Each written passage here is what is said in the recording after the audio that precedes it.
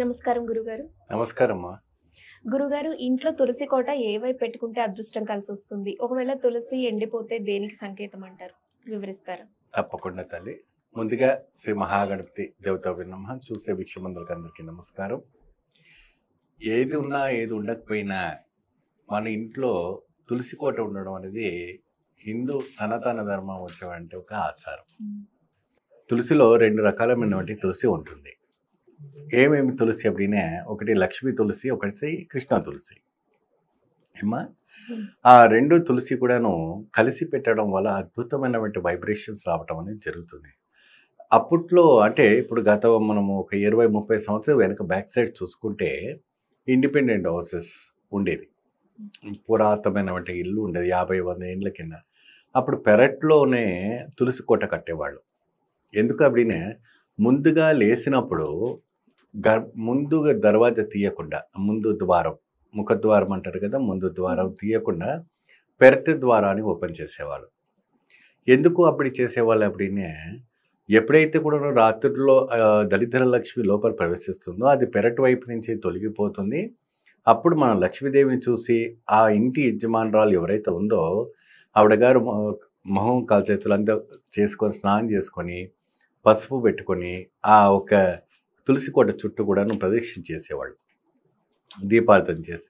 దాని తర్వాత పెరటిని అంటే ఫ్రంట్కి వచ్చి ముఖద్వారాన్ని తెలిసి అప్పుడు వాకిలి చల్లి అంతా కూడా కార్యక్రమం చేసేవాళ్ళు. అంటే ఆ రోజుల్లో ఉండేవంటి ఒక సిద్ధాంతం. ఇప్పుడు ఏంటంటే అగ్గిపెట్టెలాగా అపార్ట్మెంట్స్ వచ్చేసాయి, ఇరుకైన ప్రదేశం వచ్చేసింది. ఒక 4-3 ఫీట్లు తప్ప ఇంకేమీ లేదు. ఒక బాల్గంటలో పెట్టుకోవాలి, లేదంటే ఈ పక్కన పెట్టుకోవాలి. దాంట్లో ఏంటంటే సూర్యకిరణాలు పడకపోయినా కిరణాలు పడకపోయినా చెట్టు చచ్చిపోవడానికి అవకాశం ఉంటుంది. ఇంకోటి ఏదైనా కూడా దుష్ట ప్రభావం, ఇంటిపైన దిష్టి ప్రభావం కానీ దుష్ట ప్రభావం కానీ ఇంకేదైనా కూడాను నెగిటివ్ ఎనర్జీస్ ఇంట్లోకి ప్రవేశించింది అనుకోండి, ఇమీడియట్గా తులసి చెట్టు ఎండిపోతుంది.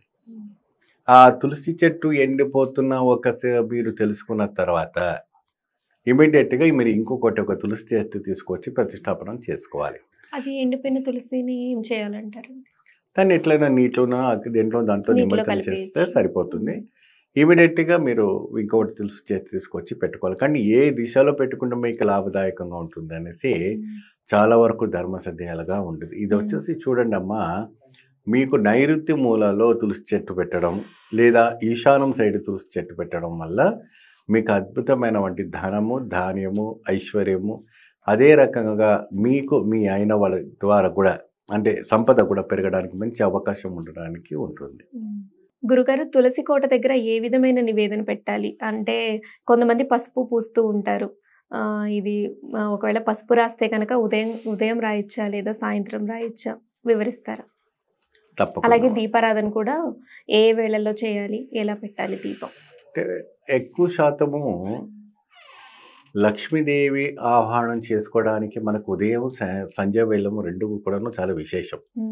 అంటే సూర్యోదయానికి నీళ్ళధార చేయటము, సూర్యుడు అస్తమించిన తర్వాత కూడాను ఓం భువ ఓం స్వ తచ్చతుర్వరేణ్యం భర్గో దేవస్య ధీమహి ధియో యోనః ప్రచోదయాత్ అంటూ గాయత్రి చెబుతూ ఆ గాయత్రిని మనము నీటిని వదిలిపెట్టాలి. ఇది ఎవరు చేయాలంటే ఇంటి యజమాని రాలు కాదు, ఇంటి యజమానుడు చేయాలి. ఎందుకంటే సంపాదించేది ఇంటి యజమానుడు కాబట్టి ఆయన ద్వారా ఈ తులసి కోటలో నీళ్లు పోస్తే అతీతమైనటువంటి సంపద రావటం అనేది మనకు కనపడతా ఉంది. ఎప్పుడైనా ఎవరైతే గృహిణి ఉంటుందో ఆవిడ గారు ఉదయాన్నే లేచి తలస్నానం చేసుకున్న అంటే మంగళవారం కానీ లేదంటే శుక్రవారం కానీ కొన్ని సెంటిమెంట్స్ ఉంటాయి. ఆ రోజు వాళ్ళకి ప్రత్యేకమైనటువంటి కోట ఏదైనా చిన్నగా అంటే ఇప్పుడైతే ప్లాస్టిక్ కంటైనర్స్లో పెడుతున్నారు, స్టిక్కర్స్ అంటిస్తున్నారు. కానీ అటువంటి స్టిక్కర్స్ కానీ ప్లాస్టిక్ కంటైనర్స్లో కానీ తులసి కోట పెట్టకూడదు. మట్టితో తయారు చేసిన వంటి పాట్ని తీసుకొచ్చి దానికి చక్కగా మీరు పెయింట్ కూడా కొట్టేయద్దు. బద్ధకం పోతో ఈ రోజుల్లో చాలా బద్ధకం అయిపోయింది మన వాళ్ళకి.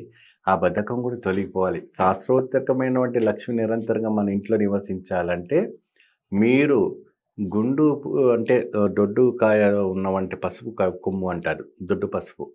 అది అరగదీసిన వంటి పసుపుని లేదంటే దాన్ని పట్టించిన వంటి పసుపుని తీసుకొచ్చేసి మీరు కానీ దానికి పూసి మీరు నాగసింధూరంతో అలంకరణ చేసి తులసికి ఒక మల్లెపూలు కానీ లేదంటే చామంతి పువ్వు కానీ ఇంకేదైనా పువ్వు పెట్టేసి ద్రాక్ష ఫలాలు నైవేద్యం పెట్టడం లేదంటే రాళ్ళ మిసిరి నైవేద్యం పెట్టడం ఇవి పెట్టుకోవడం వల్ల చాలా అద్భుతం ఫలం ఉంటుంది. ప్రతిరోజు కూడాను అంటే వారానికి ఒకసారి తమలపాకు ఆకు ఒక్క అట్టుపండు పెట్టి తులసిదేవిని ఆరాధించడం వల్ల అద్భుత ఫలితం లభిస్తుంది.